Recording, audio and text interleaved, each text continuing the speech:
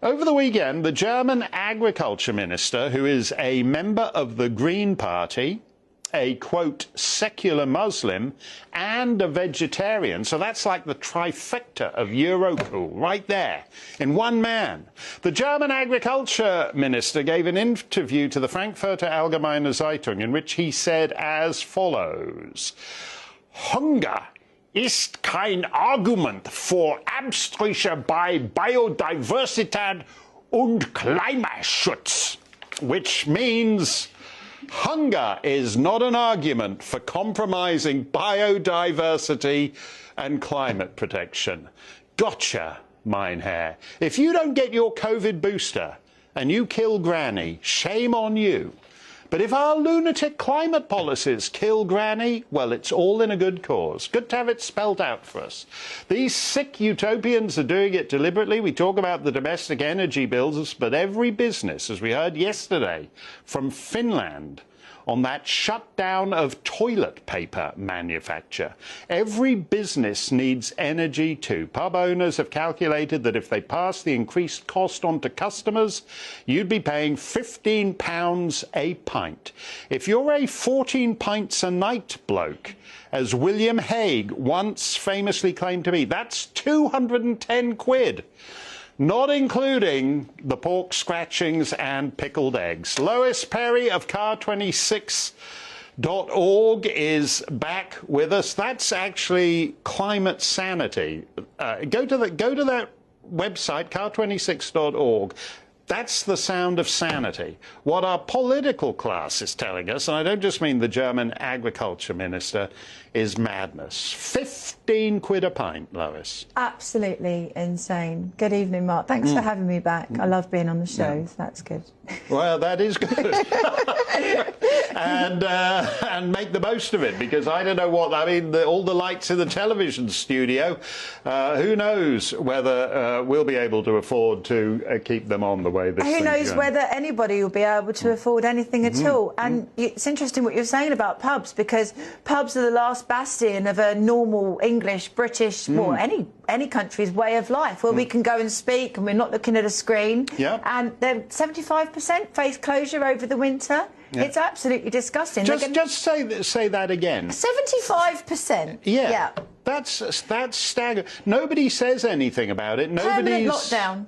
Yeah, and there's no price cap for them. I mean, insofar as the price cap still means anything, we're meant to think that 7,700 quid. Oh, thank God for the price cap. Who knows what it would be otherwise? Well, the price cap is a guide, isn't it? So it's supposed to be so that people can plan ahead, but it's just got absolutely out of control and ludicrous. Now, I mean, I don't believe there should be government intervention, though, in terms of saving the pubs or whatever. What I think is that the pubs, unfortunately, will have to put their prices up. But the punters, the customers, need to know this is nothing to do with the war in Ukraine. This is nothing to do with anything apart from their own government's net stupid policies. As long as they realise that, then that's the main thing. This is nothing to do with anything else. Well, a week from today, a certain lady, unless Rishi pulls off the all-time great surprise, is going to be up at Balmoral kissing hands and becoming Prime Minister of the United Kingdom.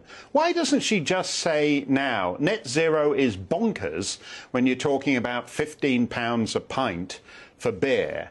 And we're putting it to one side, and if the good times ever come back, circa 2040, 2070, then we can start fooling around with all this rubbish again. I'm rather hoping that is the case. And I was with Lord Frost today, and I actually put the question to him, you know, when you've got 70% of Tory voters that want a pause and review, at least, of net zero, what on earth is Liz Truss thinking, potentially putting Kwasi Kwarteng in as Chancellor?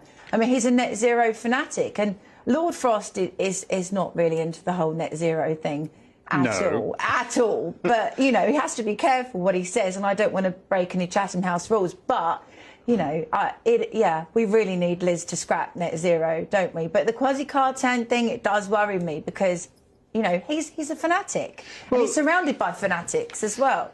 Well, the point is, I mean, I listened to Boris just on the news just now. He's terribly excited about some more wind turbines he's putting in or whatever. People are going to die, you idiot. I mean, this is what is insane about this now, is that if these predictions are correct, that 20 million people are going to be living in poverty, either they're betting that Britain has totally lost any sense of social unrest, or there's going to be massive problems over this. There are going to be massive problems. And I mean, I do like Calvin Mackenzie, but telling people to put 2 sweaters on. That's the thing, though. Boris is trying to invoke the whole war spirit thing. And you're right. They tried to do it with COVID, and now they're trying to do it with the Ukraine, or you need to do this to save the Ukraine. It's nonsense, because it's a self-inflicted war. This isn't a war. This is because of net zero. We are facing what we're facing at the moment because of insane energy policy. And he looks increasingly deranged, doesn't he, Mark, when he's doing these things about net zero, these interviews and things. And well, he was just on the streets of Kiev, and which I can understand, because he's evidently a lot more popular there than he is anywhere else. But again, he's talking about this as if it's all Vladimir Putin's fault. Isn't the lesson? Well, that's part of the narrative, isn't it? Yeah, but it's like the lesson. If you're going to learn the lesson, when you see all these people, oh, we're going to bring Russia to its knees, we're going to bring Russia. What do you mean we get all our energy from Russia? Why didn't you mention that before I was threatening Vladimir Putin with him being finished in a week? The fact that the only lesson worth learning from this whole Ukraine thing is that if you're not energy independent, you shouldn't go around threatening. You know, this is like if you threaten your home heating supplier, don't be surprised when he's suddenly not so keen to visit your house during a snowstorm. Well, absolutely. You know, it's like a tiny guy taking on a massive guy in a fight. Unless you've got a gun in your pocket, don't do it. You know. It's ridiculous to be totally dependent on Putin and to be threatening him like that. But we've had the opportunity, and I know I bang on about this a lot, but we've had the opportunity for years to do the fracking. Liz Truss, it looks like she's going to start fracking straight away. So maybe a new cocktail for the pubs. Frack on the beach. I don't know. Frack on the beach. Do you think she's? I can't when I watch these awful debates they've had, and I mentioned the other night, I occasionally force myself to watch them and think we might be able to clip 45-second. Oh, look, here they are in Birmingham, here they are in Belfast, here they are. You know, but the conversation is, and I blame the interviewers as much as anything, like these BBC guys and all the rest of them, the conversation isn't really anywhere near where it ought to be on the crisis that ordinary people are facing through no fault of their own. They don't care about ordinary people. They're pushing these constant narratives which are just complete infringements on our liberty and our way of life. You know, the pubs are the tip of the iceberg. The problem is the British people have got completely used to being told what to do now.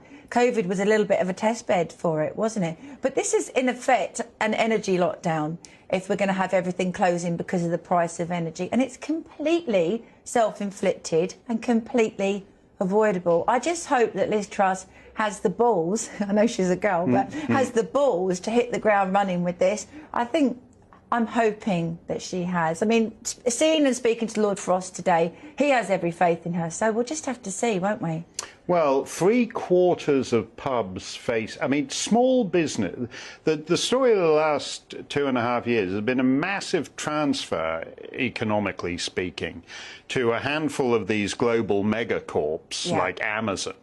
The ones who are craziest, actually, for all the climate change stuff, because essentially they're like a small global cartel. Eventually, they'll be the only people you can buy anything from. And then the prices will go shoo. Yeah. When they've got the monopoly. And if the idea is that all the pubs shut, and so you have to order a pint of lager or whatever from Amazon, and they deliver it by drone or whatever, what do you think the cost of that's going to be? Well, absolutely. And wasn't in 1984, what was the only thing they were allowed to drink? Was it Victory Gin? Yes. Yeah, so maybe we'll have our own Amazon gin and not frack on the beach. I don't know. Who knows? Victory Gin. And apparently it was horrible as well. Yeah. That's what it's going to be. They're going to keep the good stuff. There'll still be the good stuff in the Downing Street liquor cabinet, or in whatever it is, that shopping bag loaded with clanking bottles. They'll still have the clanking bottles, and you'll be drinking the George Orwell gin. Thank you very much, Lois. Always good to see you. Let me know what you think. GBviews@gbnews.uk. We'll get to your comments next.